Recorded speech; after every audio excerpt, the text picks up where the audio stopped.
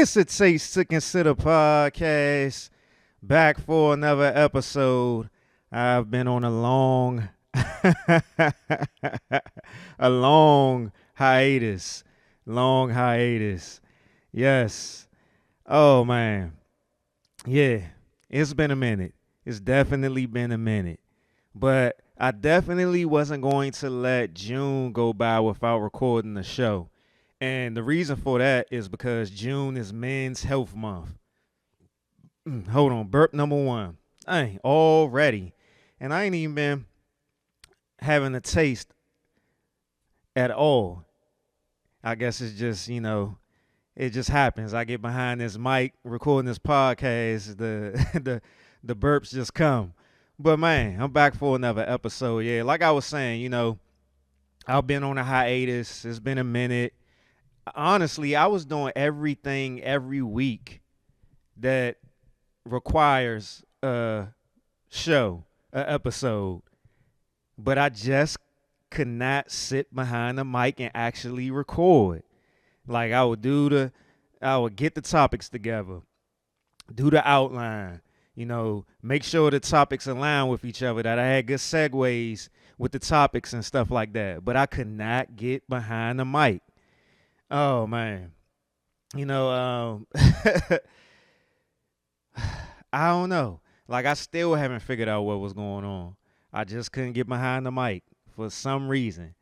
But I was still recording the poetry series, Tasteful Words. I just released a new episode yesterday, episode 15. Make sure you check that out on YouTube. Shout out to all the subscribers on YouTube, new and old. Shout out to all the new listeners, new and old. Shout out to all the supporters, followers, all that good stuff. I appreciate you. Oh man. I haven't recorded Taste Reviews Drink Edition in a while, but that's because I'm coming back in August, July or August. And I'm gonna start doing those shows weekly. At first I was doing those bi-weekly, and now I'm just gonna revamp the show a little bit and start doing it every week. But that's gonna be around August. I'm gonna say August. I'm gonna leave it tentatively August. So Taste Reviews Drink Edition will be coming back on YouTube in August. But there's enough episodes up there right now. If you haven't checked it out, my drink reviews, taste reviews, drink edition. Go ahead, check that out. And make sure you check out the Tasteful Words if you haven't already. And yeah, so we here.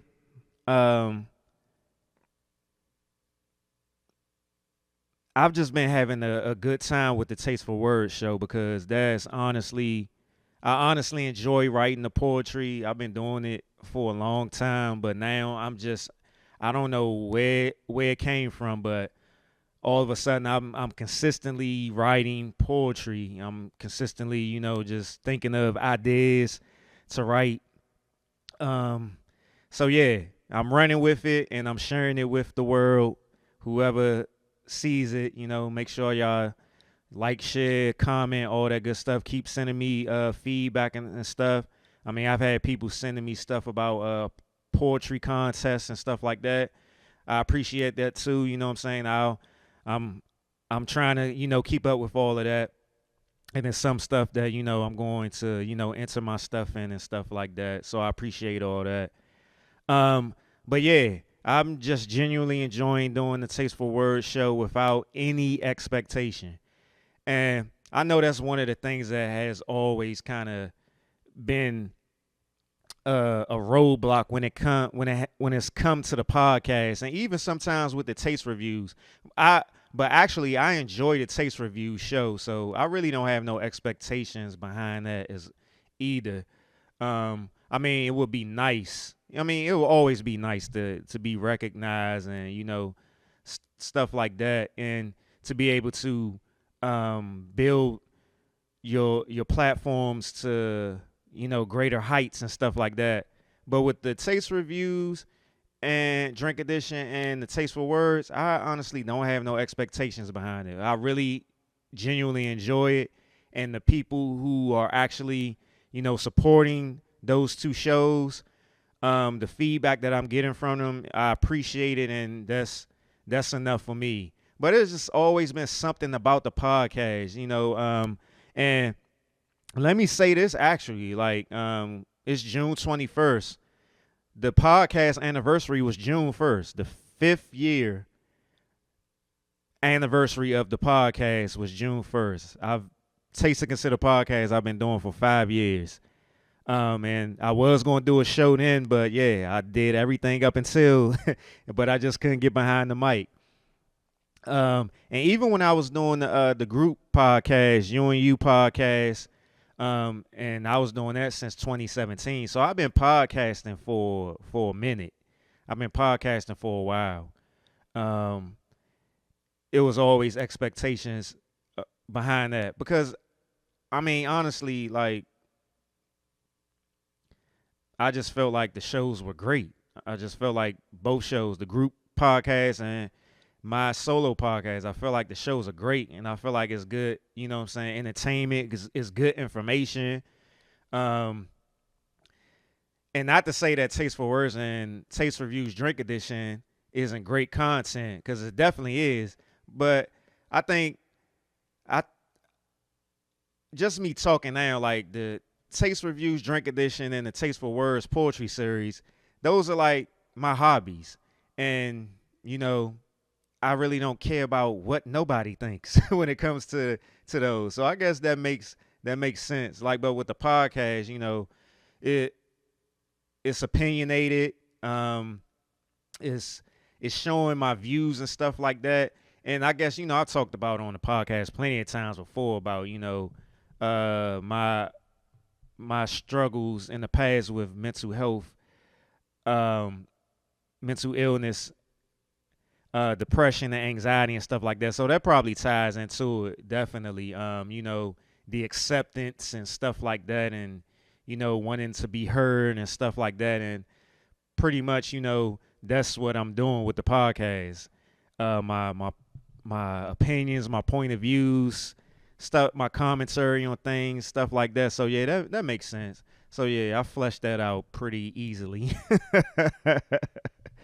But yeah, even playing that intro song back to life, like when I just randomly heard the song on TV one day, and it was in the midst of me thinking about the podcast. So I was like, damn, yeah, I do need to get back to life and get back to the reality of doing this damn podcast. I need to get back to that podcast life. So me even playing that song was kind of me trying to get myself together, like get back to podcast and get back to that life, get back to reality. But yeah, it's June, Men's Health Month. Um, so I see a lot of people saying it's Men's Mental Health Month, but I, but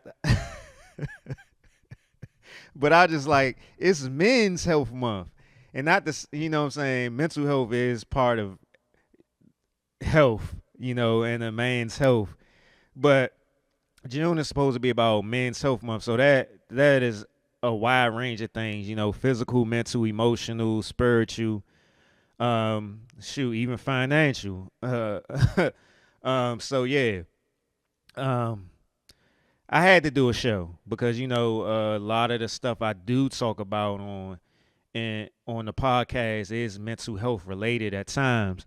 So like even today, I had a different show planned, but I started thinking I was like, let me just focus on Men's Health Month and just have topics just centered around that.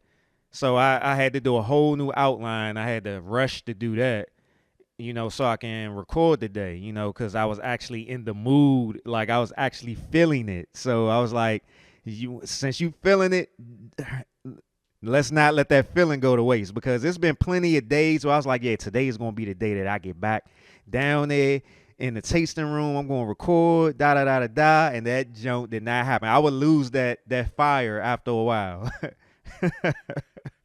So yeah, I'm here. Let me officially introduce the show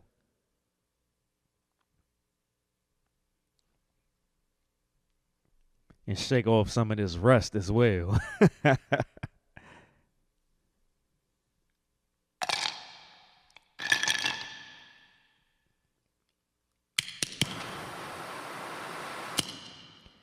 It's a Taste to Consider podcast. I'm your host, Dirk Silver, and we are back. Back for another episode. Once again, episode 113. 113 episodes. Yeah. Now, y'all know how I do it. For all the new listeners and viewers, I keep it clipped up. I be having a lot of clips that I speak on, commentary, opinions, views, whatever, whatever. I I always say I'm not going to debate you because a lot of people don't even know what debating is. Debating is actual facts, actual factuals. This is a commentary show. Is my opinions. I might throw some facts out there from time to time. I definitely will. But shoot, even if you throw a fact out there, people really ain't going, not all people going to believe it or listen to it or take it as a fact. But let me start off with this clip right here.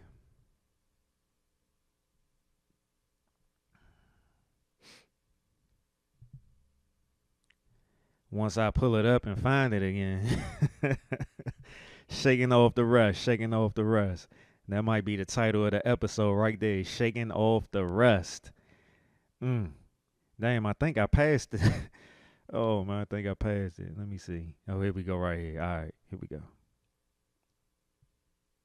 Strangers will live in our... All right, I got to start it all over. Like I said, shaking off the rust, shaking off the rust. That is the title of the episode, shaking off the rust. Have you ever thought about this? In 100 years, so like 21, 23, we will all be buried with our families and friends. Strangers will live in our homes that we worked so hard to build, and someone else will own everything we have today. Most of our possessions will be given away or thrown out and destroyed, including the car that we spent a fortune on and will probably be scrapped. Our descendants will hardly know who we are, nor will they remember us. I mean, how many of us know who our grandfather's father was? After we die, we will be remembered for a few more years, and then we're just a portrait on someone's wall. And a few decades later, our history, photos, and deeds disappear into history's oblivion. We won't even be memories. If we pause one day to analyze these questions, perhaps we would understand how pointless it is for us to worry about 95% of the things that consume our minds daily. If we could only think about this, surely our approaches, our thoughts would change and we would do things differently. Perhaps we would feel more free to enjoy ourselves and our lives that we're living. And remember the saying, if it's not going to matter in 5 years, don't spend more than 5 minutes being upset by it. And that's real. I came across that clip a while ago, and I was like, whenever I decide to record an episode, that's going to be the first clip I start off because it was just an eye-opener for me. And it's not like what she said in that video, I haven't never heard something like that before, but it just put things in perspective, just based off the fact of how old I am now and, just being more of an adult, becoming more of an adult, you have more adult problems. So you kind of like, man, I got this, I got that, I got to do this, I got to do that and stuff like that.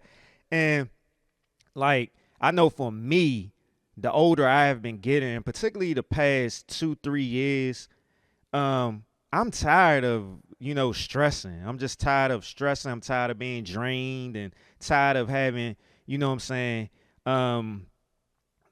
moments that are taking me away from enjoying myself or enjoying life in some sort of way, whether big or small.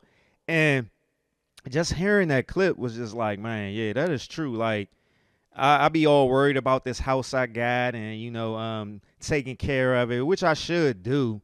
But like, once I'm gone, I might not even know who the person that's going to be living in this house. And I'm stressing so much over it, or like stressing over my car or something like that. My car, I'm going to outlive my car. You know what I'm saying? Or just stressing over the little things that's taking you away from enjoying your house, or you know what I'm saying, or enjoying just something. You know what I'm saying? Just bruh. Like she even said it, 95% of the things we worry about just don't really be mattering after, you know what I'm saying, a little time has gone past or whatever, but we attach ourselves to them so tight that we make a mountain out of a molehill, and we miss so many experiences and opportunities to enjoy life or whatever. And it's funny because when I was over my parents' house for the weekend for Father's Day, um I was out in the garage talking to my dad, and he said he we was talking about something similar to this clip or whatever, talking about uh his car, the cars he got or whatever, and and me and my dad actually have a car together. It was his car. He had it ever since, you know what I'm saying, even before I was born. It's a 79 Pontiac Firebird Trans Am. And that's the reason why I love cars, because of that car. I grew up loving that car because of how much my dad loved the car. And my dad always, talks to me about that car, how he's going to leave it to me, and how he wants me to be involved in, the restoration of it and stuff. And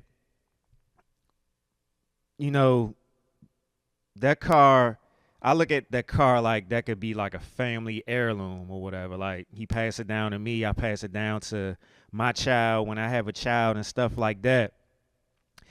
But in the midst of us talking about, finances and, cars and stuff like that, he just randomly was like, yeah, he wanted to buy a new car and he wanted to do this and he wanted to do that or whatever. And he was like, yeah, you heard that Mike Epps, you heard what Mike Epps said about, what I'm saying, you can't take none of this stuff with you, so just go ahead and have fun and all this other stuff. And I didn't even know what he was talking about, but I just said, yeah. But it was funny, like right after I got home that evening, after me and him had that conversation, what's the first thing I saw on social media? That clip that he was talking about. So I'm gonna pull that clip up so you can hear it. And I was just like, damn, it really must have been meant for me to hear that message from my dad. And then, because, you know what I'm saying, first thing that I see when I get home is the actual clip of Mike Epps saying this. So let me play that real quick. Really don't own nothing in this life. You don't own, this is a rented life. True. Ain't nobody better than nobody on this earth. You can't take it with you. All I can buy is cars and shoes, a bigger house, more cars. This is what money is. If you really break it down, there's nothing you can really do with it. You're just stacking it up to give it to somebody. Because if something happened to you, you're not taking it with you. So once I start thinking like that, the desire for me to chase in this business and compete went away. Really don't own. Really Yeah. don't own. That was a clip Really right don't there. Damn, we kept playing. Shaking off the rust, shaking off the rust. Bear with me. Bear with me, shaking off the rust. But yeah, that's the clip. And that puts in even more perspective the first clip I played of that the lady, she was talking about pretty much the same thing. She was talking about it more on a level of feelings, and Mike Epps was talking about more of possession wise. But it's the same damn thing. Like, we spent too much time and energy just worrying and, you know what I'm saying, having anxiety and fears and insecurities about stuff.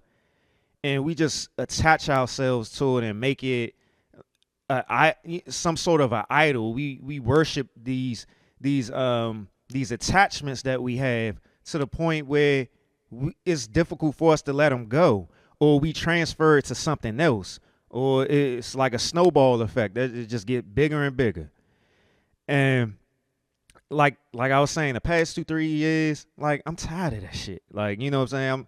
I'm tired of having, you know what I'm saying, that mentality, or to be going down that same road, you know what I'm saying? So it's like year after year, my desire for something different with my mindset in that aspect of, you know what I'm saying, not being so attached to my fears, my anxieties, my insecurities and stuff like that, and just enjoying life, because I'm 42 years old. Like, the average age for a man in the United States is like 75. Like, I don't have that much longer if we being honest, and we keeping it based on those averages, those statistics or whatever. You know what I'm saying? Granted, you know what I'm saying, I'm very healthy, you know what I'm saying? I'm in the gym 5-6 times a week, stuff like that. I try to eat as best as I can. You know what I'm saying? I got a good balance with that. You know, I fast, I meditate, I pray. You know what I'm saying? I drink my water. You know what I'm saying? I stay to myself so much. I live a life of minding my business.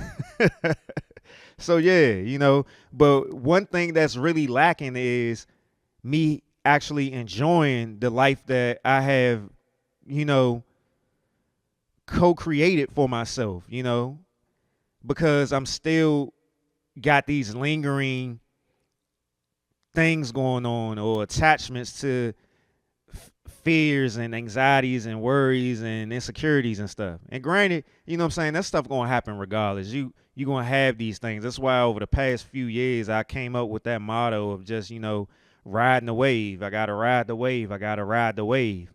Cause you know what I'm saying, sometimes there's gonna be harsh waves, there's gonna be steady waves, there's gonna be, you know what I'm saying, a little some little small waves or whatever, but you just gotta ride it. But yeah, let me get move on to the rest of the show. So recently, you know, in the midst of my hiatus and just looking at the overall landscape of my life since 2024 have started, since 2024 started, what has been coming up for me has been past family issues, past family struggles, internally and externally. And one of the things over the years that I have always been on the lookout for was my childhood home being for sale so I can visit it again. The last time I was in my childhood home was 1995. And that's where I pretty much developed my depression and anxiety. That's where it was cultivated. The foundation of the mental illness that I struggled with in the past. I lived in that house from the ages of 7 to 13. So those are formative years in a child's life of learning, period. And that's where I met a lot of the struggles that I had to go through in the past, and, you know, still got to push through to this day. So just one random day, I was sitting and I went into my phone and went on the internet because I wanted to clear some of the tabs that I had in my phone, my internet tabs. So one of my internet tabs was was of my childhood home on from one of the real estate sites. So something told me just to click on it. I clicked on it. The house was for sale. I've been looking for this house to be on sale for 12 years since I've been in my own home, actually. So it's been 12 years since I've been looking to see if that house was for sale so I can visit it. I've had a lot of dreams about my childhood home over the 12 years. that I've been on my own, living in my own house. And since I've been going to therapy, I've been going to therapy for 10, maybe 11 years. And in that time, I've had several dreams about my childhood home, being in the house or in the neighborhood. So I was like, damn, the house is for sale.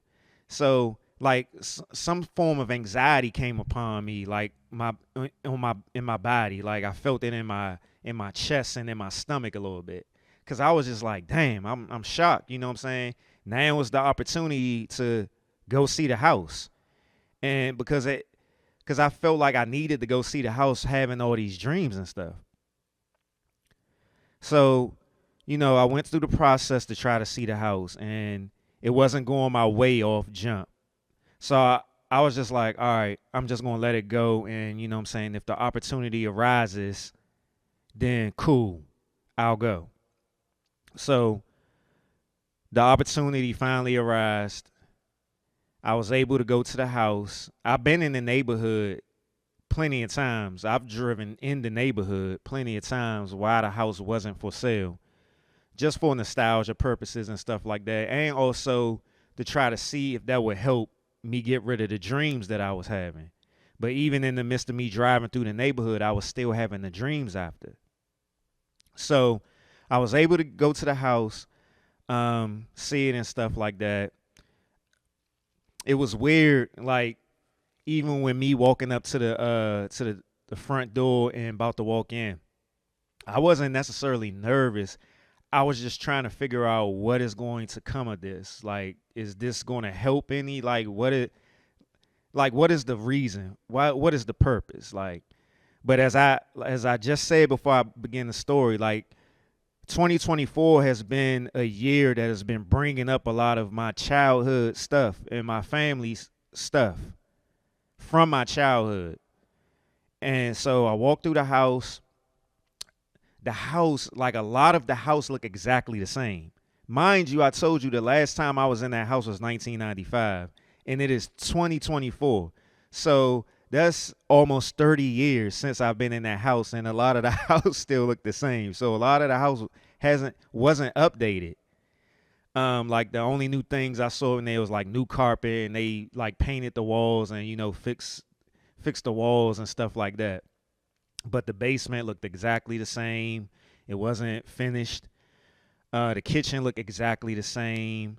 They did have a new deck. They put a fence in the backyard. There was no fence when I was living there. Went upstairs.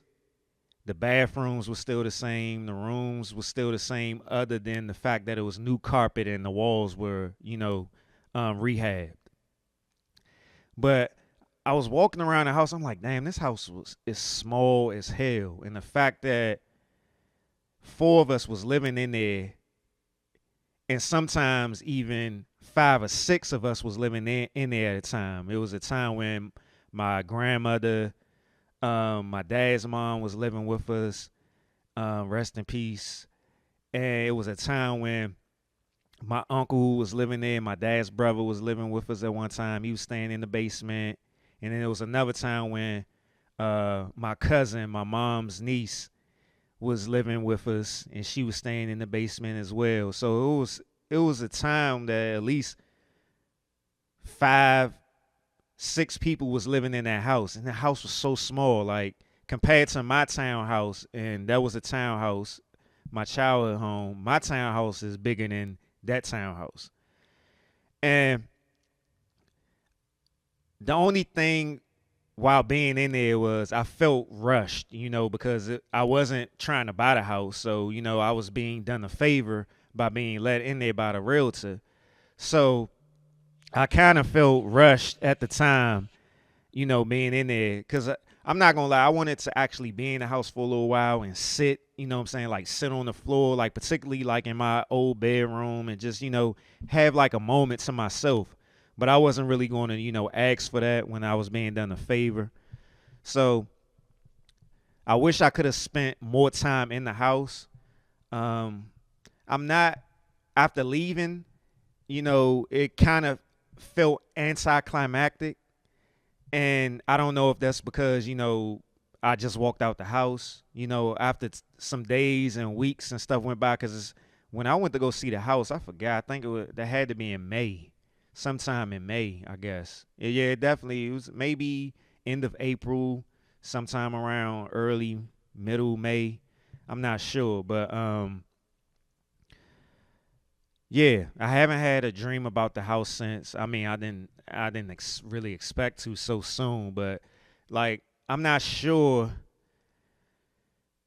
what what I'm saying, what's going to come of this, me actually being in the house. I'm not sure.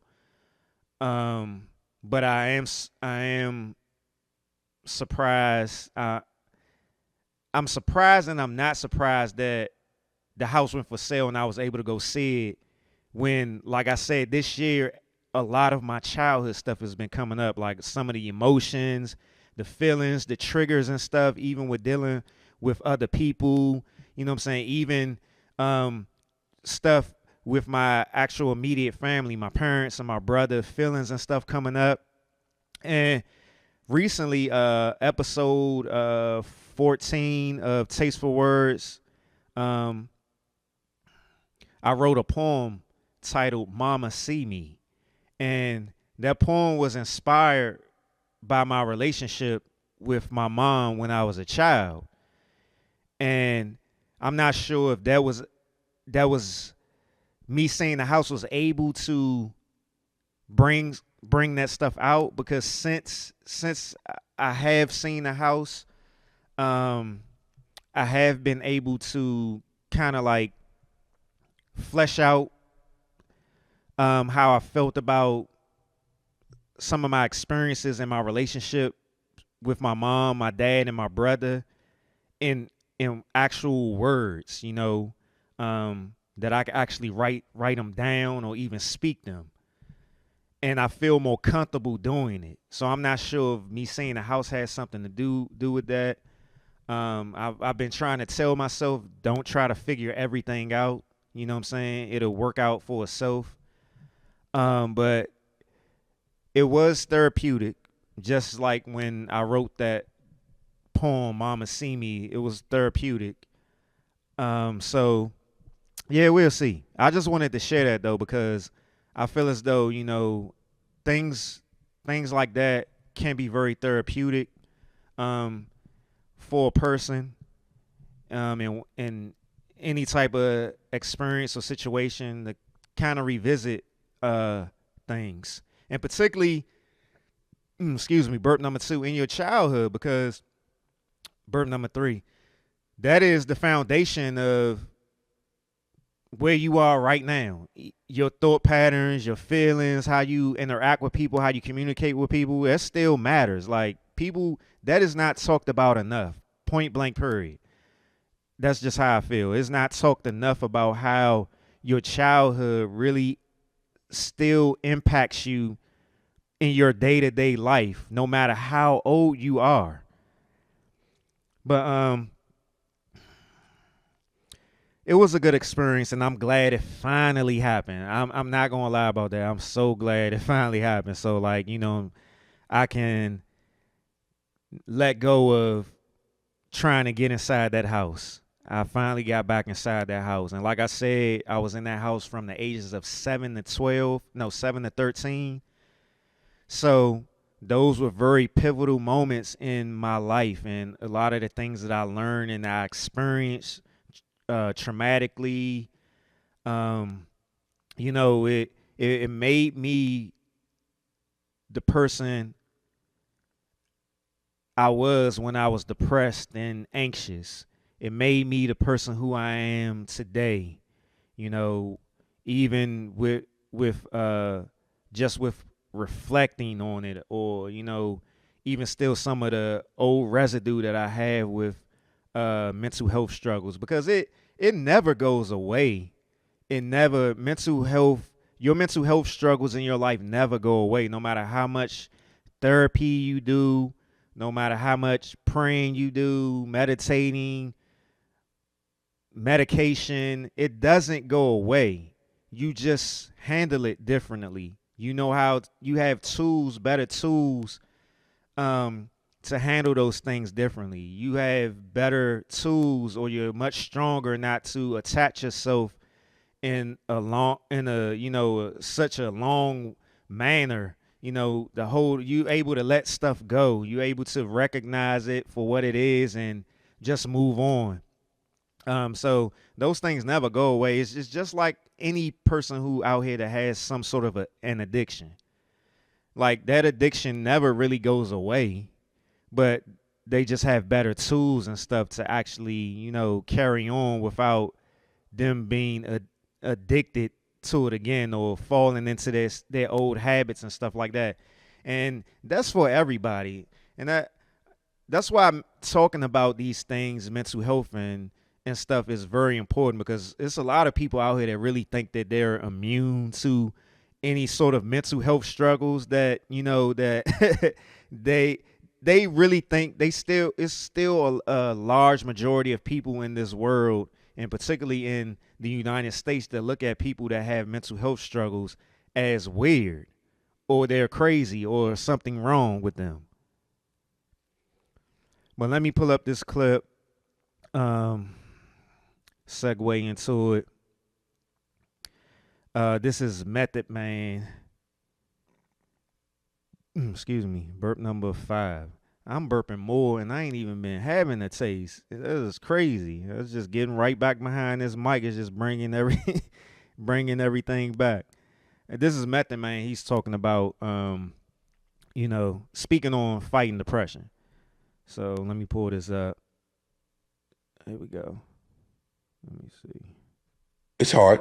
I find solace in just being myself and not trying to live up to anybody's expectations, But it does bother me at times. I have episodes. It's like I've been dealing with it for so long. I know what it feels like when it's coming. So there's really no solution you can have. You just have to kind of like deal with it and ride this shit out. I say look for love, not from other people, but within yourself. And that kind of helps. But it's all about taking care of your temple.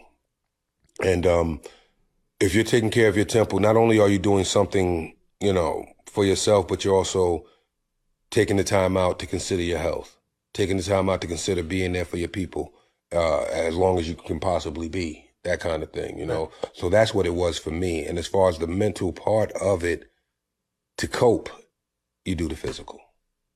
To cope with the mental part, you do the physical. It doesn't always work, but hey, I like, if someone's out there right now listening and you're going through depression and all that shit, all I could tell you is, I hope your today is better than your yesterday and your tomorrow even better.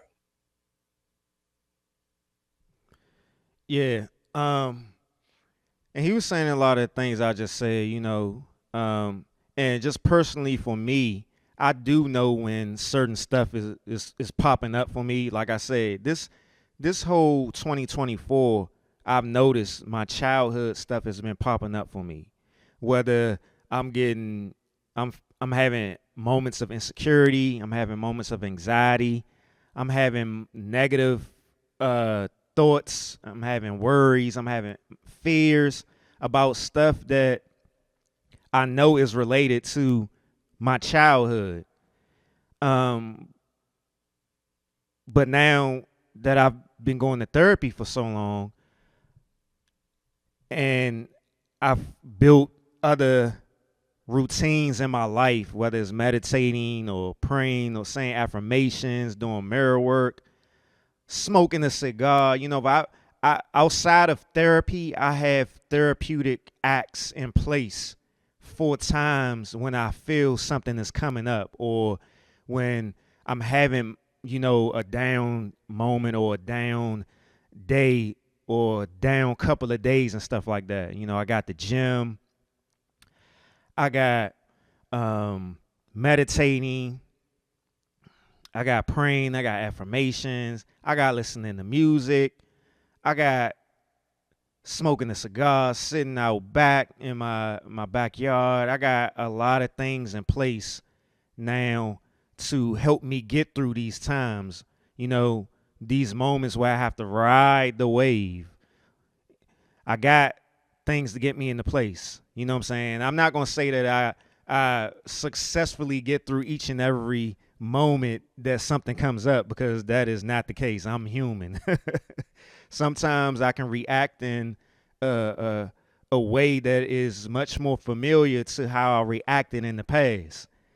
Um, but you know, it's definitely always a work in progress. You know, and you have to find what works for you in those moments. You know, you can always listen to a person speak. You can always listen to the things that I say, that I do, and stuff like that, and try it, but it may not work for you. So you have to find out what works for you. You know, whether it's going to get a massage or taking a walk. That's something that I recently started to do. You know, I've been getting back into taking walks and going running and stuff, and that has helped tremendously. Just over the past few days, I've been going out on my front porch and smoking a cigar and having a little drink. You know, that has been very relaxing and therapeutic for me. Instead of doing it in my backyard, I do it in my front yard now, where, you know, I get to see more people from the neighborhood and stuff like that. You know, just a different view. And that's been very relaxing for me. And even this month, the month of June, I've been making a point to meditate every day. And I started off the beginning of June doing more journaling and more reading. I've fallen off a little bit from it, but particularly with the reading, I just took a break because I just finished reading one book. So I want to begin another one soon. I already got that laid out. But the journaling, I still have a lot of things to get through with the journalings. I don't know. I just feel a type of way of writing personal stuff in a book, and somebody, you know what I'm saying, having a chance to find it. Even though I live by myself, you just never know. So I was like, I need to find me a locked journal, because, you know what I'm saying, even though I don't have nothing to hide, I just, you know what I'm saying, I just feel a certain way about sharing. Even though I share stuff on the podcast, I don't share not even half of what I could share on this podcast when it comes to my feelings and my thoughts and stuff like that. So yeah, it's just about finding, you know what I'm saying, what works for you. And this message is particularly for the fellas. You know, try out new things. Don't just always be so boxed in with hanging out with the fellas and smoking and drinking or watching the game. Try some different things. And if those your fellas don't want to try out those different things, there's tons of groups out here that do everything together. Like, I was thinking about honestly joining a running club. I've been thinking about it. And you know what I'm saying? You can always do it by yourself. Shoot, I do a lot of shit by myself now, you know what I'm saying, that is very therapeutic for me. And it's therapeutic and it's healing for me. It's growth for me because of dealing with social anxiety. You know, so I be having to build up a lot of that armor when it comes to social anxiety, because that's one thing that I still struggle with heavily is social anxiety. But it's only with certain things though. It's like it's just certain things and certain crowds that I deal with that with. But other, you know what I'm saying, I pretty much do a lot of stuff by myself, and you know, but yeah. Let me move on to the next clip. Let me see. Let me get this stuff out the way. All right. This is another good clip right here. For speaking on some of the things that I've been talking about so far, particularly childhood wounds. And this is Dr. J. Barnett on Instagram. A good follow, a very good follow for the fellas. He caters his message for black men. So in this particular clip that I'm going to play, he's talking about healing from childhood wounds. Life, man, is so nuanced, and I'm not sure many times men really take the opportunity to really look at how their life has unfolded Because if you do that, you have to go back in the past. And for most of us, we don't want to go to the past because it's painful. I know one of the most difficult things for me when I first began going to therapy over 10 years ago was the therapist saying, we have to go back into your childhood. And the first thing that I thought was like, nah, bro, we can't go back there. And not realizing, reviewing the past and your history is actually a prerequisite to begin recovering and begin healing. Because until you have understanding of what broke you, you don't have clarity on how to fix it. And I think that's what's so important, is that we have to have the clarity on how to fix what was broken.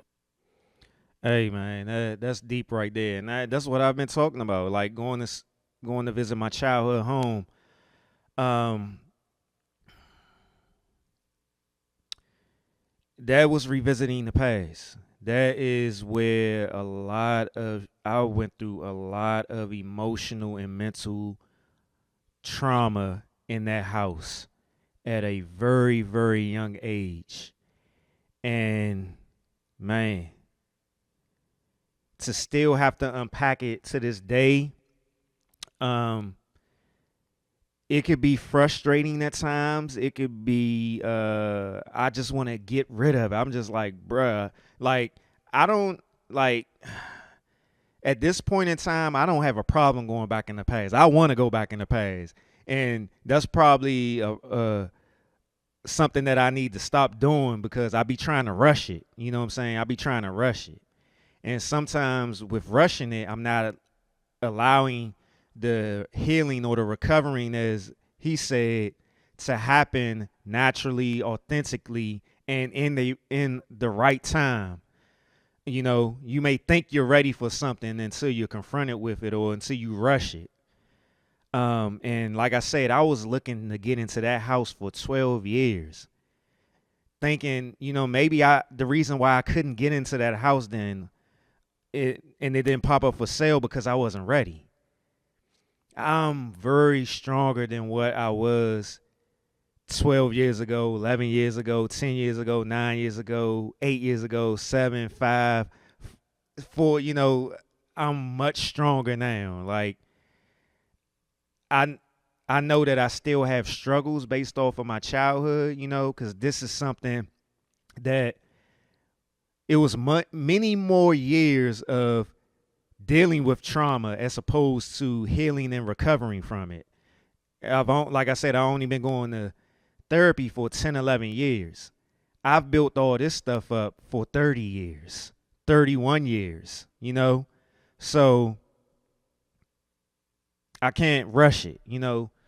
But it is important to go back into your past and to figure out, like he said, what are the things that broke you so you can recover from these things?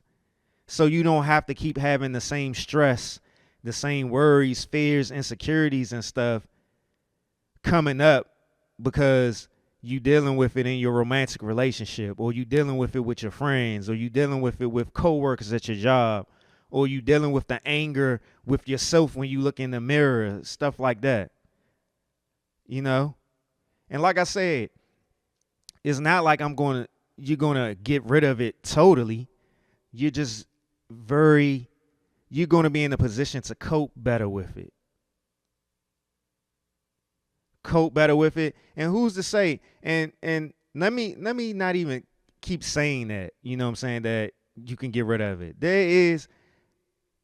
There could be a possibility of that. Who knows? Like there matter of fact, there is some things that I used to just go through so badly in the past. And now it doesn't even faze me the same way. It doesn't faze me at all. Some things.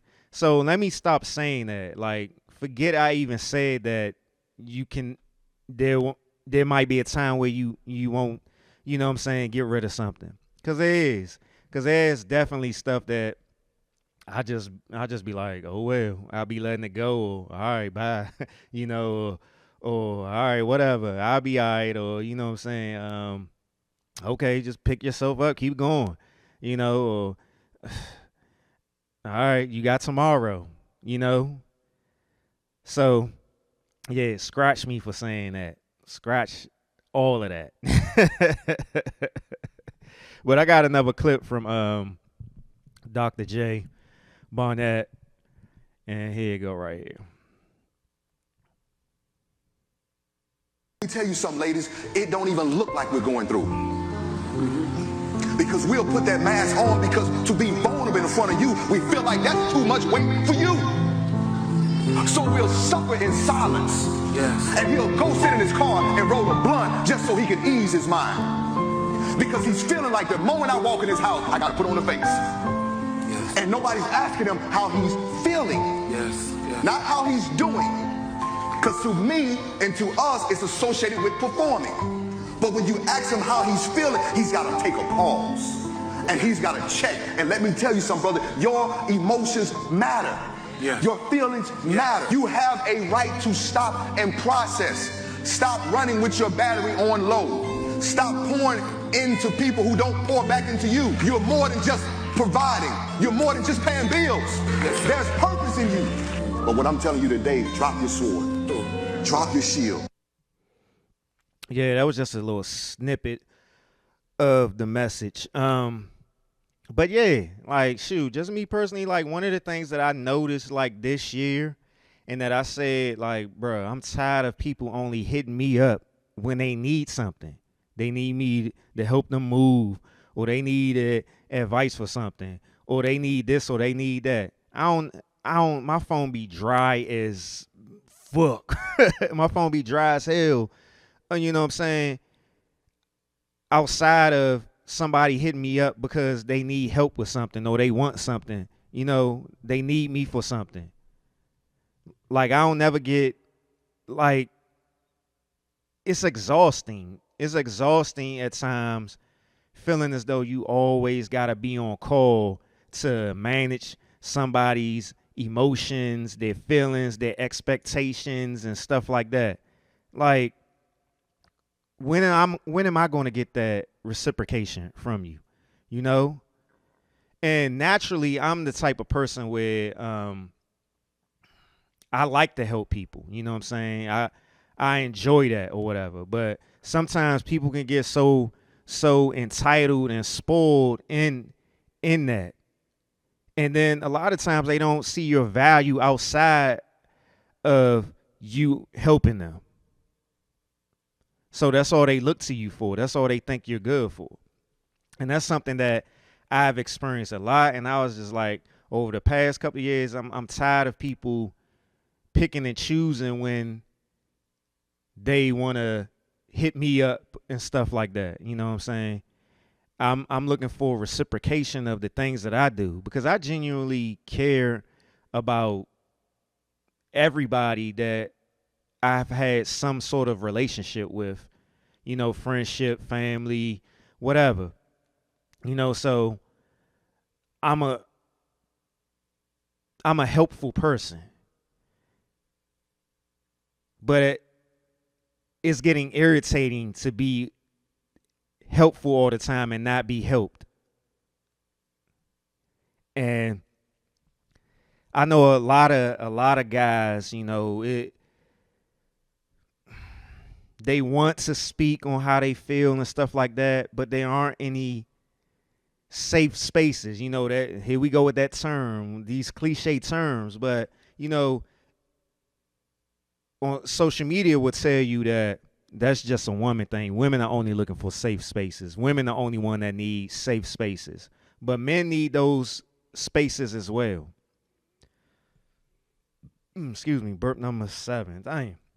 This got to be a record for burps without me having a taste, a drink, or a cigar.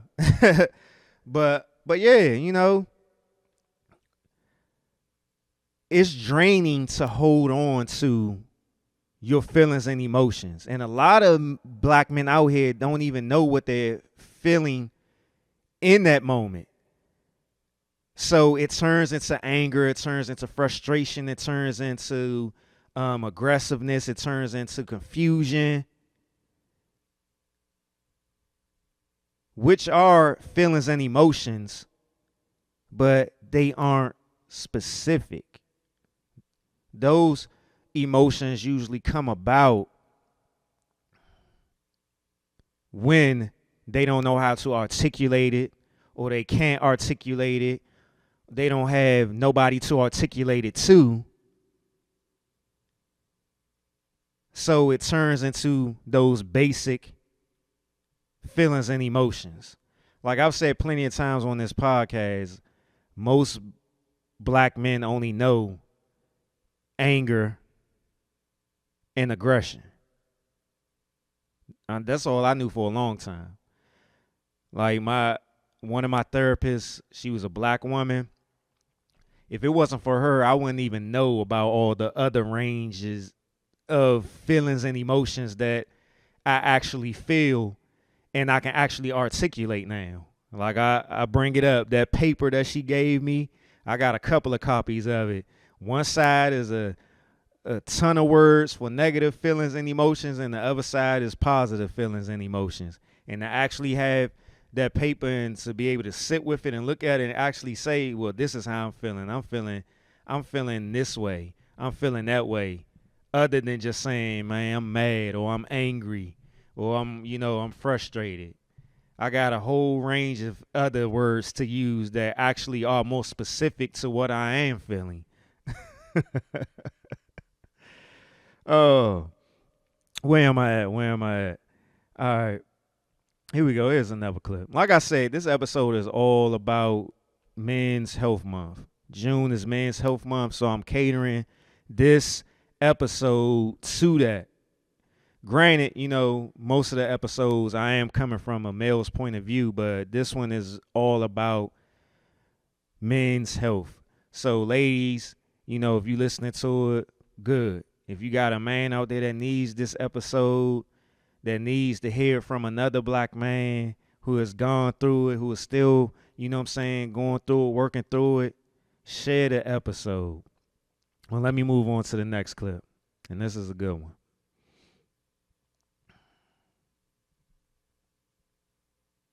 This is why I'm telling these wives when they tell me they're not nurturing, they're not affectionate. I said, so where he's gonna get it? Yeah, where is he? Where is he about to get it? Especially if he doesn't have a mother in his life or he doesn't have a close relationship. Where is this man getting this affection if it's not from you? And so how are you abusing that by pulling away your affections? And you think that's okay? That's a punishment to some women. Like, I'm not. Yeah. And my husband, I had to tell him a long time ago, hey, I'm your place of peace. Sure. I tell my husband come in, I'm like, hey, you want to lay down in my lap? And I rub his back. He said, I love when you rub my back. I said, absolutely. He's bald, I rub his head? I rub his head. I rub his back. I do whatever because I'm trying to be different than anybody in his life. I'm like, this man ain't never leaving me because everybody out here ain't operating like this. Yeah. I want him to be like, I'm not going to, if I leave this woman, I ain't going to get my head rubbed. I ain't going to get my back rubbed. I'm not going to get it. Man, let me tell you, honestly, I'm going to be honest. That's utility right there. First of all, y'all don't even understand. Big shout out to Ryan because and that is adding value to a person, to a relationship, what she's talking about. And I'm going to play the clip again and just go through it piece by piece. But it's important. Like, I come from, my childhood was no affection, no nurturing, no open forms of love, care in a mental or emotional aspect. Did my mother and father love me? Sure they did. But a lot of parents out here maintain childs as opposed to raise child and nurture children. I said childs. Lord have mercy. Shaking the rest off.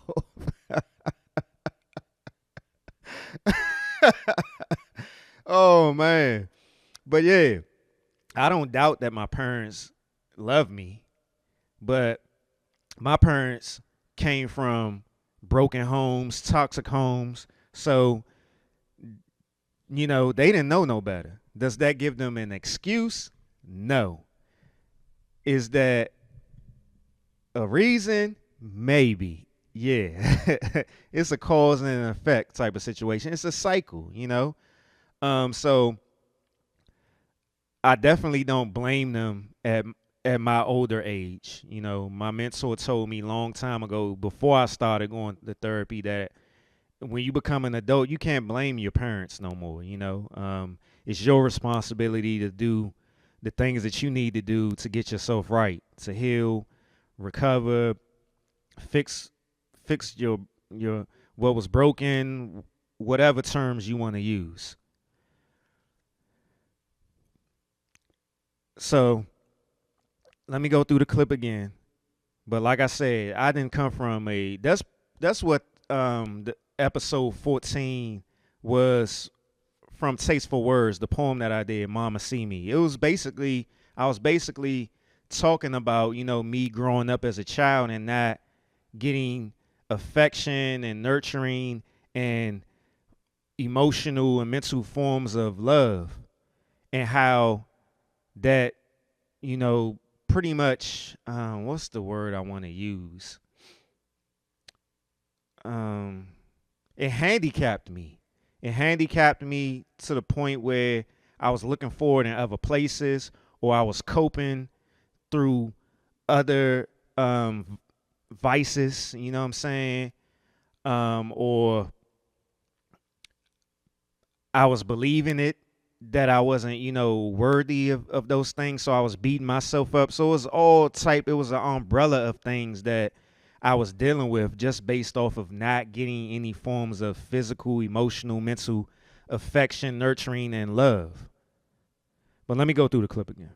This is why I'm telling these wives when they tell me they're not nurturing, they're not affectionate. I said, so where he's gonna get it? Yeah, where is he What do gonna you, get it? Yeah.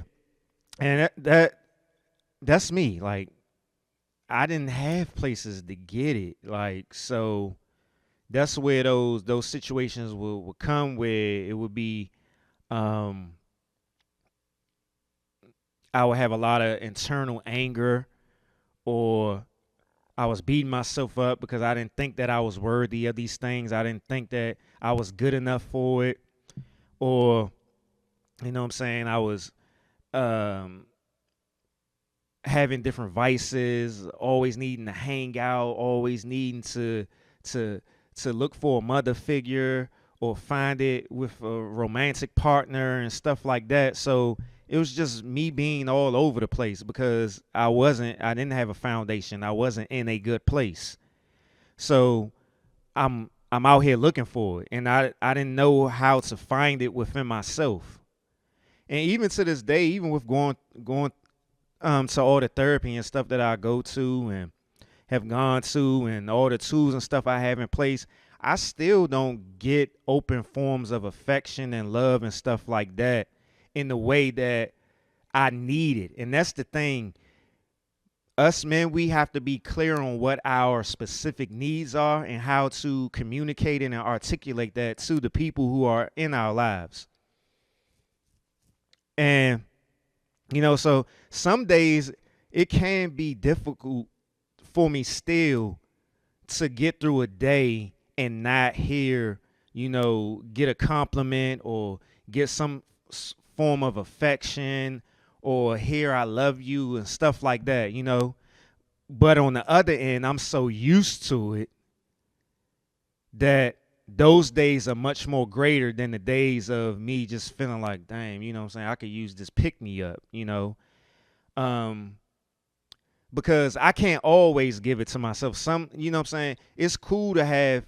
And at one point in time, I was big on that self-love talk or whatever. I got caught up into it and stuff like that. But when I got more deeper into therapy and started to learn more and hear things that my therapist and stuff was telling me, it's important for people, all of us, to have affection, love, nurturing and stuff from other people. It's important. It's important. Like, we didn't come into this world to live a life by ourselves, lonely. You know, it's other people on this world because we're supposed to interact in some form of fashion. And those forms of interaction are affection and love and nurturing and whatever else outside of that. Where is he about to get it, especially if he doesn't have a mother in his life or he doesn't have a close relationship? Where? And let me say this. I think I've said this on the podcast before, but Like it was to the point like a few years ago when with one of my therapists, I started to get like more of a revelation of me doing more to try to engage my family with the love and affection to see if that would help me get it in return. Not, but I wasn't doing it to, my whole focus of doing it wasn't to get it in return, actually. It was me trying to be more open to giving it out, you know, to kind of help with the fact that I wasn't getting it from the outside. So I would take, you know, certain moments in time to tell my parents I love them and my brother every once in a while and stuff. And I wouldn't get nothing in return. There would be times where my parents, when I would say it, I would write it in a text message and stuff like that, and they wouldn't even say it back.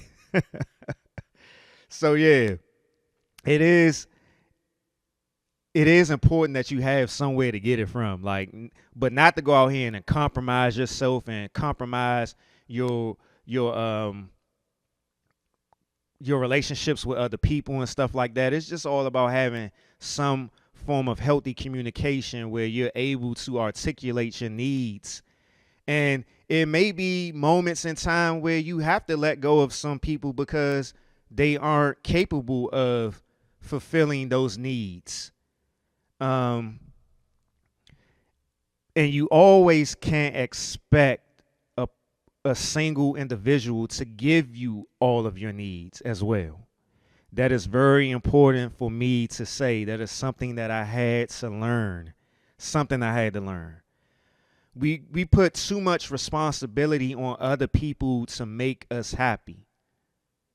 That doesn't contradict what I said just a few minutes ago about us needing each other. It doesn't. Let's just stop being entitled and spoiled and privileged to believe that you're the only one that matters in a situation and you're the only one that deserves affection, love, nurturing, and kindness and stuff each and every moment. There is a time and place. We have to start allowing people to have their moments and their times to do for you and not do for you, or when they need time that they need, you know what I'm saying? They need it for themselves. It has to be a true reciprocation in relationships. It has to be really an interactive relationship where both people are being actively, engaged and reciprocating. Is this man getting this affection if it's not from you? And so how are you abusing that by pulling away your affections? And that's something that I've experienced plenty of times before. I've experienced it as a child, and that's where I learned it from, to the point where when I was coming up and being in romantic relationships, even starting in high school, feeling this rejection and this abandonment and feeling as though that I gotta chase to get it, you know what I'm saying? Or I'm bad if I'm being punished and stuff like that, or I don't deserve it and stuff like that. It's just, I had a mind fuck just from my childhood on not feeling as though that I was worthy of anything good. And I mean anything. I still struggle to this day that I got to fight and talk to myself and tell myself, you know what I'm saying, get yourself together. You know what I'm saying? You deserve this. You deserve that. You deserve everything that you receive. Even the things that you need, you deserve those things, Like, and you think that's okay? That's a punishment to some women. Like, I'm not. Yeah, and women got to stop using this stuff as punishments. One of the things that I definitely had to learn, even with that, you can't control other people. So it's going to be times where there is a rejection happening or perceived rejection happening, you know what I'm saying? Or there's a breakup and stuff like that. And that's okay. That's okay. That don't mean you don't deserve love from somebody else. That's something that I had to learn, and I still try to, you know what I'm saying, tell myself when I lose friendships or when I've had moments of breaks in relationships and stuff like that. I gotta tell myself these things. You know what I'm saying? That doesn't mean that you aren't worthy of it. That just means that that person got something going on, or you had something going on where the relationship had to break up, or ties had to be done, or it, you know what I'm saying, or y'all journey together was just over with. You know what I'm saying? You just can't hold these attachments to people. We don't own anybody. We don't, as hard as it may be, we don't own anybody. We definitely don't. We don't. Yeah. And my husband, I had to tell him a long time ago, hey, I'm your place of peace. Sure. I tell my husband come in, I'm like, hey, you want to lay down in my lap? And I rub his back. He said, I love when you rub my back. I said, absolutely. He's bald, you know. I do rub his head? I rub his head. I rub his back. I do whatever because I'm trying to be different than anybody in his life. I'm like, this man ain't never leaving me because everybody out here ain't operating. And this is something that my barber talks to me a lot. My barber, he sits and talks to me about, you know, and I'm gonna try to have him on the show too. He said he's willing to come on the show. I'm gonna try to get him on the show so he can say it himself. But his current marriage that he's in now is his second marriage, and he was telling me how his wife just does so much for him to the point where he would never want to cheat on her or leave her and stuff because he sees the value in that. He know that it'll be difficult for him to try to go out here and find that from somebody else. And this is exactly what this lady is talking about. And, you know, a lot of people don't appreciate their partners, or don't even know how to appreciate it, honestly. That's why I would talk about that, man, that entitlement and that privilege, that spoiledness, shit. Sometimes even that victim mentality. It's people out here with victim mentalities that think that they deserve each and everything and everything has to go their way. And when it doesn't, then they got to act up or they got to punish and reject and abandon and all that other stuff. And I'm not just talking about women. I'm talking about both sides because both people do it. That's why I say people. But yeah, it's important, you know what I'm saying, to add that value, and not just so you can get something in return, but because you genuinely want to do it because you care and love for this person, you know? And it's a lot of times that there's men and women out here that they'll nurture a person based on how they perceive them as opposed to who they actually are. And that will cause problems because this man or this woman could be saying one thing, but you perceiving it based off of how you see them, whether you see them from their trauma, you see them from your trauma, or you see them as a child or as the next man who's going to break your heart or the next woman who's going to steal your money. You know, just we got to work on our actually seeing people for who they are as opposed to how we perceiving them, or, you know what I'm saying, the selfish way that we want to perceive this person. Because you could be missing out on actually the things that they saying that they need from you. Or, you know what I'm saying, just having clear communication, you know what I'm saying? Like this. Yeah. I want him to be like, I'm not going to, if I leave this woman, I ain't going to get my head rubbed. I ain't going to get my back rubbed. I'm not going to get it. Man, let me tell you, honestly, I'm going to be honest. That's utility right there. First of all, y'all don't even understand big. Yeah, so that was a good one. And I'm going to move on to this next clip. It's something similar to the same message. It says, so many black men don't hear I love you enough. I had to literally put my mom in a corner and tell her one day, like, bro, why you not telling me you love me? I was literally crying in tears. And why you never told us that you love us? She was like, I didn't think y'all needed that. Real She said, I didn't think y'all needed that because y'all grew up a certain way and I want y'all to be tough, but you're a woman. You're supposed to show that feminine side. Right. And that's one of the things being a man, and specifically a black man, we got to be tougher than even regular other men. You know what I'm saying? Black men got to be the toughest men on this damn planet.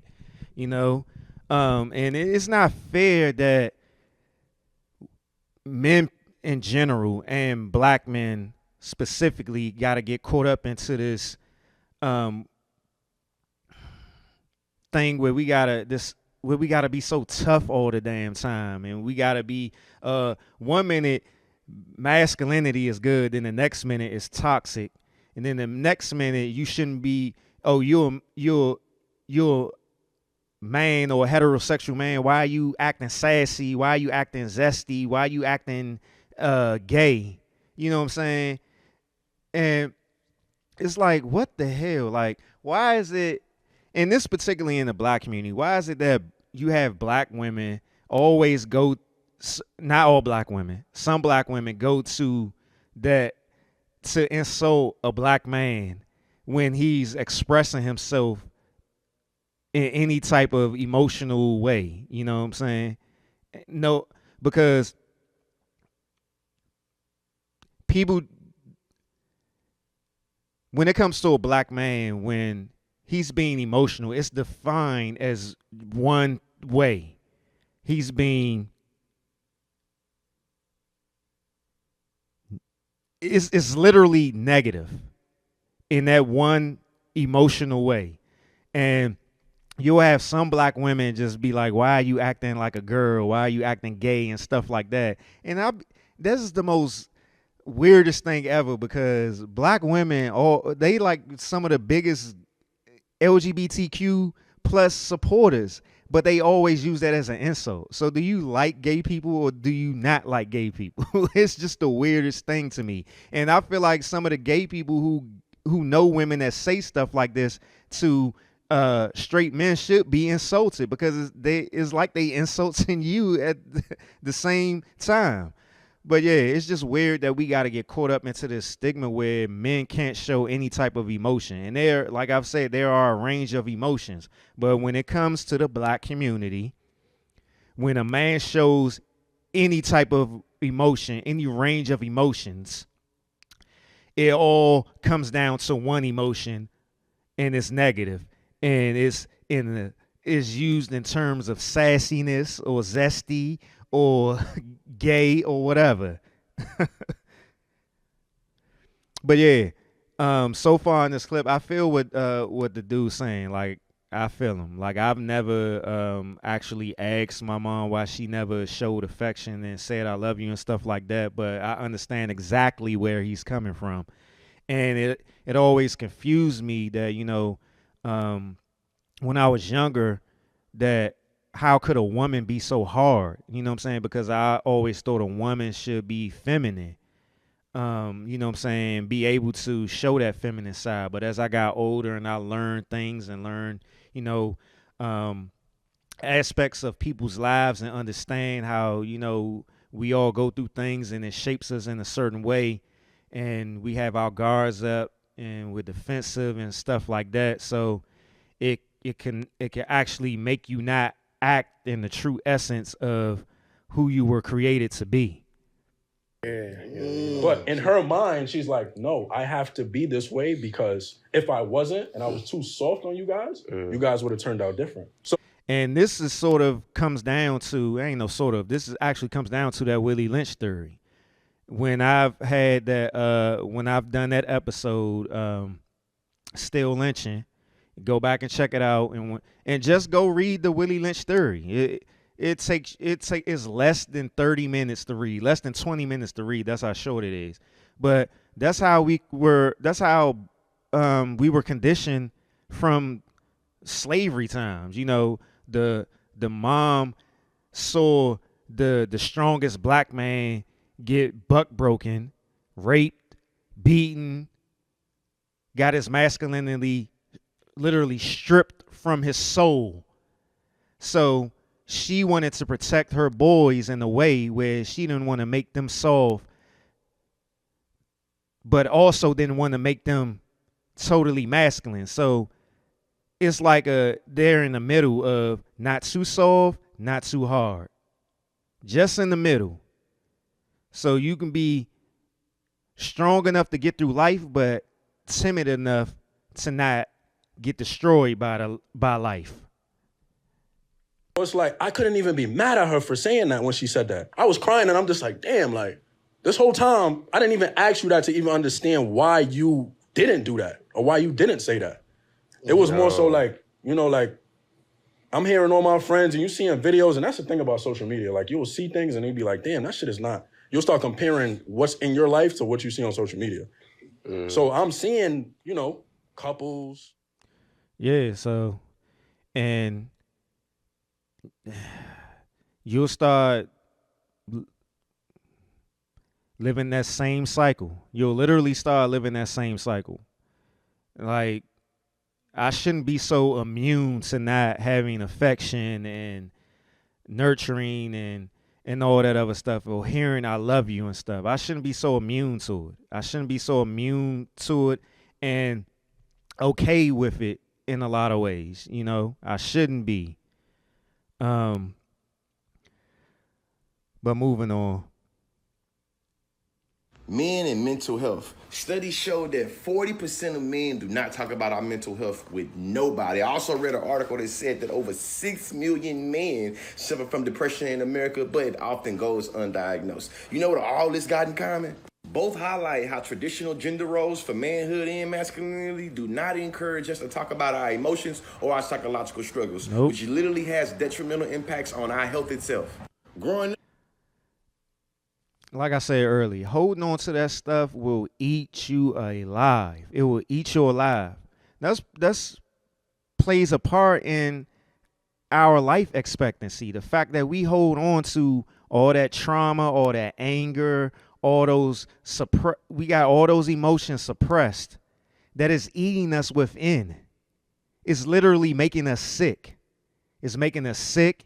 And if that just isn't making us sick, suppressing those emotions and stuff, then we picking up addictions. Whether we drinking a lot, we smoking a lot, we got bad eating habits, we don't work out, we got porn addictions, etc., etc. We find vices, we find ways to cope with these suppressed emotions that they're making us unhealthy. They're eating us within. We literally dying on the outside because of us suppressing the things inside. outside of anger, frustration, and aggression, I ain't think there was too many. And that's what I'm saying, the anger and aggression. And let me not just bypass the fact, like, and I'll use myself as an example. Before I started going to therapy, when I was in my early 20s, mid 20s, all throughout my 20s, I was angry as hell. I was angry and I was aggressive. I put myself in several situations where I could have been killed by another black man because of how angry and aggressive I was. Let's not talk about, you know what I'm saying? Let's not skip over that. You know, we got so many young people out here, like, just remembering when I was young and all the, you know, black men out here killing each other and stuff like that. That's from anger. That's anger that's from not knowing how to regulate their emotions and stuff like that. That's that aggression. Now you got today, I'm 42 years old, and seeing and hearing all these kids and what they doing out here, they starting as young as 8 years old. The stuff that they doing, carjacking, robbing, stealing, fighting, killing, it's because of no guidance, they got a lot of anger, they got a lot of aggression, they don't know how to regulate their emotions. So that's their way, that's their outlet. These are their outlets. Emotions I was encouraged to feel and especially open and express myself on. And as I grow up, I find that myself and many other men have troubles in expressing ourselves outside of those set archaic expressions that we was taught we only can experience as a man. For y'all that don't know, June is also Mental Health Awareness Month for men, and I'm encouraging all the men that see this video to really start thinking about not only what you do and how you do it, but what you're going to do about it, especially when it comes to the mind. Because a lot of us love to prioritize the IQ, the intellectual quotient or whatever it's called, but a lot of us need to also lean forward into the EQ, the emotional quotient, because you feel me, being able to understand your own emotions and feelings as well as being able to read the room, I think it'll make the world a better place. Education is elevation, and happy Mental Health Men Awareness Month. Yeah, that was a good clip.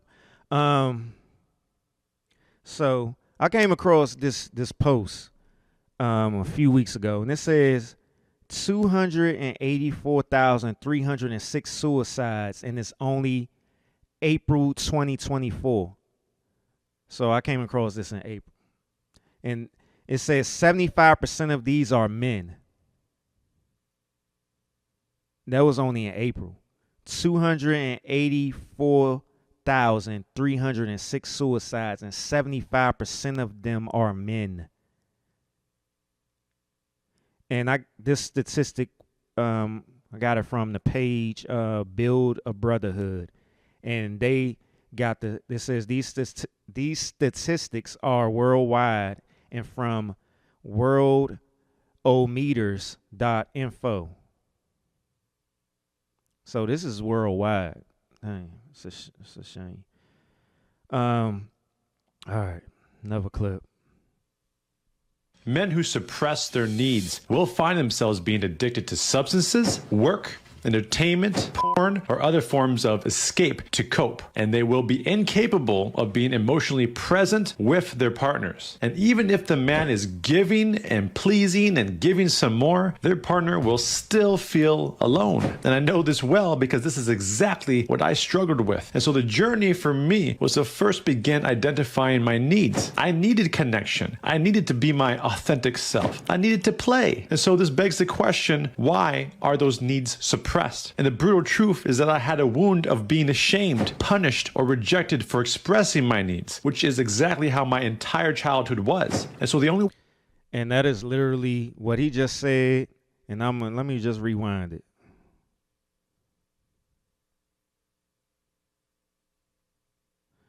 Here you go. Needs suppressed. And the brutal truth is that I had a wound of being ashamed, punished, or rejected for expressing my needs, which is exactly how my entire childhood was. I remember being a child, and I used to always ask so many questions. I was real inquisitive. I had a lot of energy. I wanted to know everything. I wanted to do everything. I was really outgoing. And a lot of people who know me know that I'm pretty much a loner, by myself, stand in the corner of the room type. You know, I've had the question for years: am I really an introvert, or that is just my trauma? And I believe that that's just my trauma. I'm starting to believe even more that that's just been my trauma. Because even when I've asked my mother, I asked her a few years ago, I sent her a picture of me as a little kid, and I was like, can you tell me what this little kid was like? And she told me about how outgoing I was and stuff like that, and how I had such a appetite for life and stuff. And it's crazy to hear that from her, but then at the same time, I went through all that stuff, you know, and I was just totally made to be smaller than what I was, you know. And I feel him when he said ashamed. I feel ashamed even to this day at times on being my authentic self, you know, on sharing certain things with the world or with the people that I know. Like, I'm just so much more than what I actually present to people. I got so many talents that I don't share with people because I'm ashamed of it. You know what I'm saying? Because so many times I was told to be quiet or stop asking questions or stop doing this or stop doing that or you too busy and all that other stuff. So, you know, yeah. And so the only way to cope with that is through the distractions and avoidance, because I was conditioned by my parents, my mother especially, that I had to abandon myself to prioritize her needs. And so my healing, as it is for many people, even women, was and is to risk being shamed, punished, and rejected, and to surrender to the feeling. I felt as though that any bad thing that happened in my life was a punishment for me being me, or me being not worthy of something, or something in the past that I did and it's coming back, to get me. Rising up and washing over me over and over again. And the more that I do this, the more that my needs get met, because I'm being authentic, I'm taking care of myself, I'm speaking up for myself. And then all of a sudden, my desire to cope in all these old ways goes down dramatically. And also, I am more emotionally available to my wife. And all of this is a journey that I guide clients through. To learn more, follow me. I'm going to play the clip again because I think it's a real good clip. Probably because it pretty much explains my whole childhood, and I'm glad I can laugh about this. But yeah, let me play the clip again, because I think one of the things that he definitely talked about, and it was the coping mechanisms that a lot of men use, the addictions and stuff like that. And I brought it up a few minutes ago about like the porn and stuff like that, the drinking, smoking, unhealthy things, bad eating and stuff like that. Men who suppress their needs will find themselves being addicted to substances, work, entertainment, porn, or other forms of escape to cope, and they will be incapable of being emotionally present with their partners. And even if the man is giving and pleasing and giving some more, their partner will still feel alone. And I know this well because this is exactly what I struggled with. And so the journey for me was to first begin identifying my needs. And yeah, I mentioned that earlier. Us men, we have to actually know what our needs are. Because like you said, you can have a partner that's giving you this and giving you that, and you still feel alone. You still feel by yourself. You still don't feel fulfilled in certain aspects and areas, of your life. And that's why we got to know what our needs are, so we can actually articulate that to the people in our lives, not just our romantic partner, our friends, family, and all that.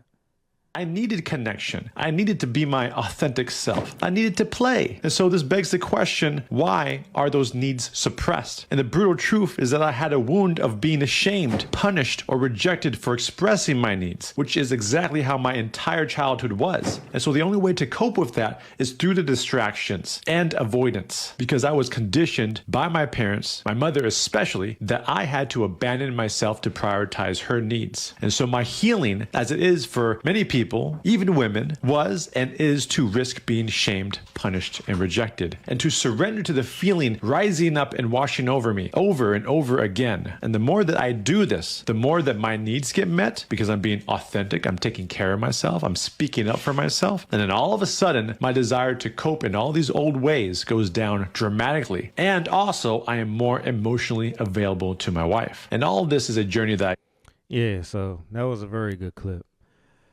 I'm gonna save that one. Yeah, so I'm ending the pod off with this. I came across this post, man, and I hate this page.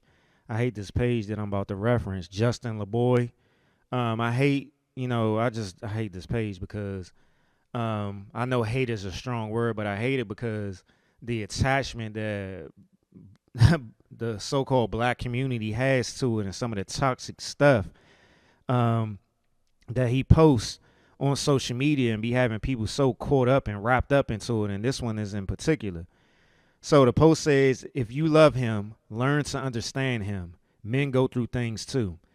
And the post is not the bad part this time, but what pissed me off the most about it was the comment section. And some of the things that I seen in the comments, man, it was just so disappointing. It was just so frustrating. I was just like, bruh, this is just sad. The black community, man, it was a bad moment for me. It was to the point where I was just like, bruh, just don't go through the comments any further because it don't have nothing to do with you, but it does have something to do with you at the same time. I wasn't trying to internalize it, but at the same time, you know what I'm saying, I care about the so-called black community and my people and stuff like that. And it's just sad. So I'm gonna just go through some of the comments of what I seen in this under this post. Here go one right here. These niggas be crying because they in love with somebody else. And then whoever, I don't know if Justin LeBoy actually runs his page now since he's so popular, but he co-signing it by pinning it up there and stuff and liking it. And here go another comment. If he loves you, he'll learn to communicate so we ain't out here guessing. Here go another one. Ain't no understanding him if he can't understand you. Here go another one. The only thing I understand is that he wasn't raised right. Here go a comment from a dude. Those comments that I just read was all from women, black women. Here go a comment from a black dude. He said, comments is crazy, LOL. Don't vent, fellas. Talk to the wall. And this is how a lot of men feel. A lot meaning majority. Here go another one. Only thing they going through is trying to balance their double lives. Here go a comment that was actually on the side of men. As women, sometimes we have to realize it's not always about us. Here go a dude. He said, watch them make this post about them. It's not funny, but it's just like, it's funny because it's true. I've experienced this personally, and I've seen it personally, and I see it all the time on social media. Here go another one. He don't even understand his damn self. Here go another one. We're tired. Men use going through things as an excuse to cheat. Here go another one. The girls gonna skip this one because they think learning to understand a man is beneath them. LOL. Here go a guy. Notice every female is still making it about them in these comments. Here go a woman. Praying for the men that is going through things they do not speak of. I know it ain't easy, always trying to play quote unquote strong. Here go another woman. And listen, just let him vent, boo. It's okay for us to shut up sometimes. Another comment. You have to speak life into your king, but he has to be a king, not a peasant. Can't help nobody who don't want to help themselves first. Niggas always want you to do what they can't do for you. He can go straight to hell. Only thing these women understand is the next, quote unquote, the next man will, LOL. This is not a safe place. Two-way street regardless of gender. Two strangers falling in love, learning to understand one another is a requirement. That double life be eating them up. Let him go. Let someone else do it. You supposed to be your man's peace in a world full of chaos. There's actually some more positive comments in here from the first time that I seen it. Like, cause some of these positive ones wasn't in here last time. I'm gonna read a few more and then I'm gonna end the pod off like this. Sometimes trying to understand him, you lose yourself. Be careful. Good thing I didn't love him. I done gave a nigga grace and learned to understand him. Still no luck. Men not supposed to have feelings. Just work and shut up.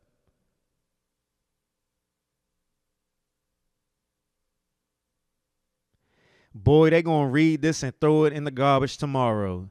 Next, you gonna be called sassy. LOL. No. That was a comment. No.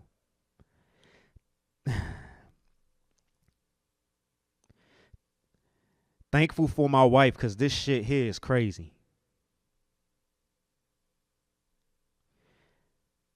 LMAO. Looking at these comments is exactly why we keep to ourselves.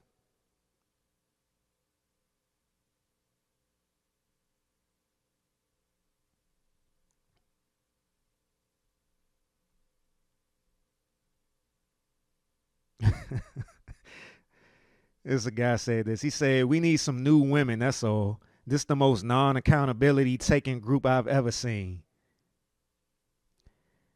Never do. Damn if we do, damn if we don't. This is not a safe place, fellas. Don't tell her. She don't care. He don't understand me, so we not supposed to be together. I swear, some of these people need to get back into school and English class.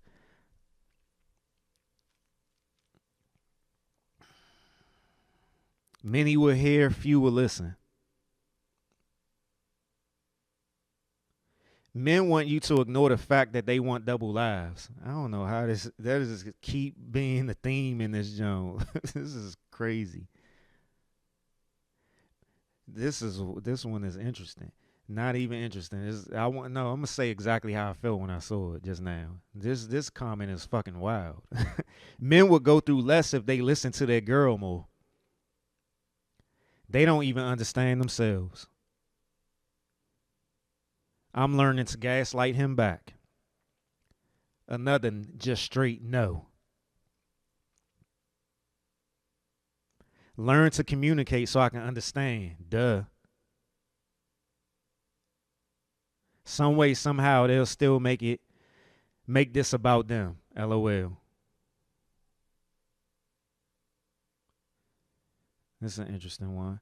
Large percentage of crimes, suicidal thoughts, acts, etc. would go extremely down if a woman would listen, create a safe space, but keyword always is if she loves him. That don't mean nothing either. Shit, my barber, he was just talking about the other day. He was like, you can have love all day, but if you don't like a person, and how right is he about that?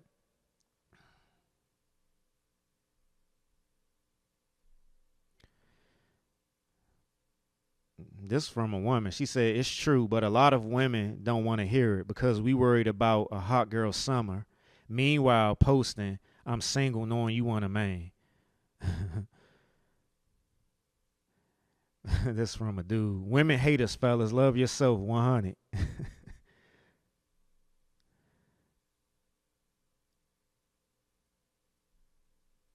Understanding is key. Be your partner's safe space from a world that's already on them. Can't understand someone who don't or won't communicate. They don't even open up for you to try to understand. Another no. Straight no. How the fuck am I supposed to know that when you only tell your friends, nigga? I don't read mine, so oh well.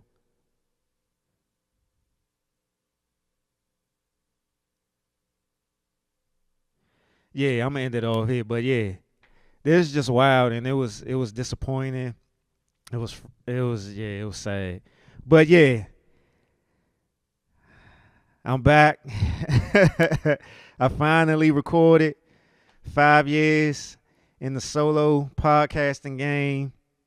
Shoot, I've been podcasting since 2017 though, so yeah, I got some miles on me, and we'll see, you know what I'm saying, if I worked out the kinks and I shook off the rust so I can keep it going consistently this time. But make sure you check out the Taste and Consider Network on YouTube.